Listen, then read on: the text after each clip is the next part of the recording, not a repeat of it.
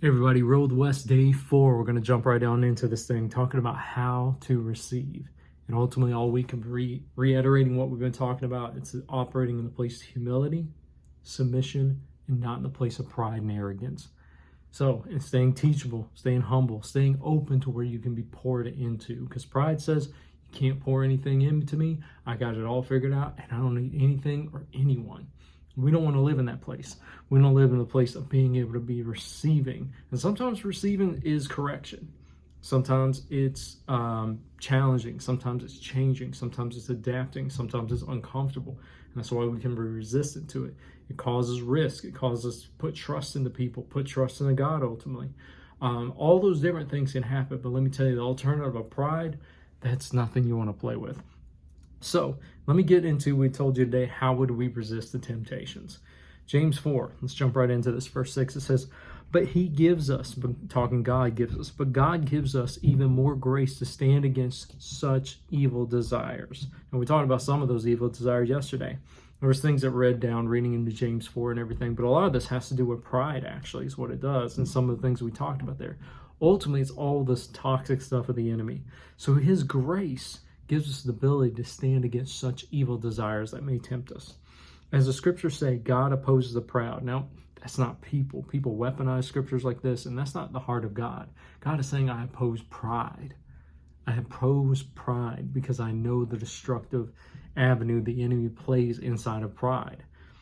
But he favors the humble. Well, why? Why is God saying, well, forget the prideful, let's only favor the humble people? No, it's saying prideful people is resisting God, actually, and humble people are open to receive God is what we is. And we've all been on both sides of this thing.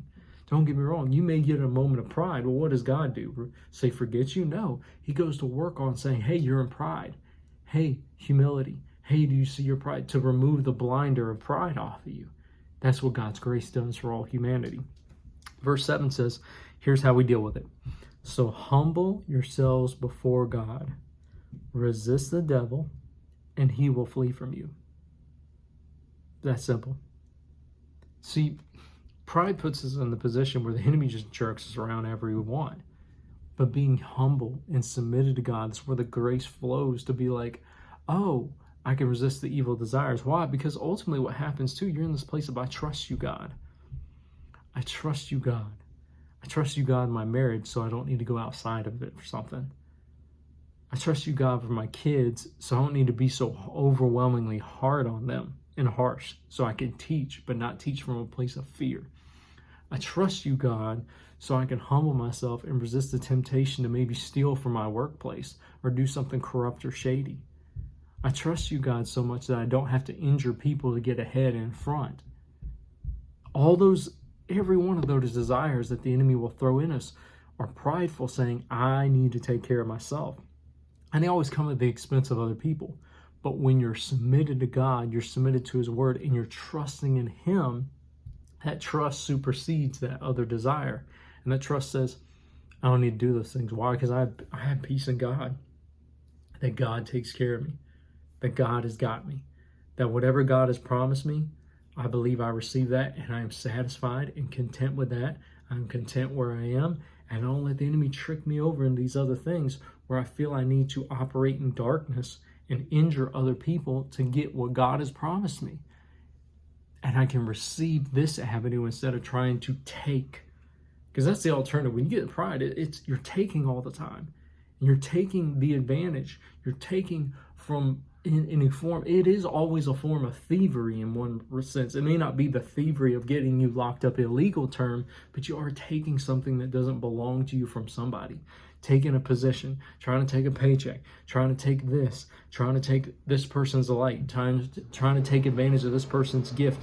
All these different things is what happens and takes place when you don't trust God ultimately. So what is humility saying? God, I trust you.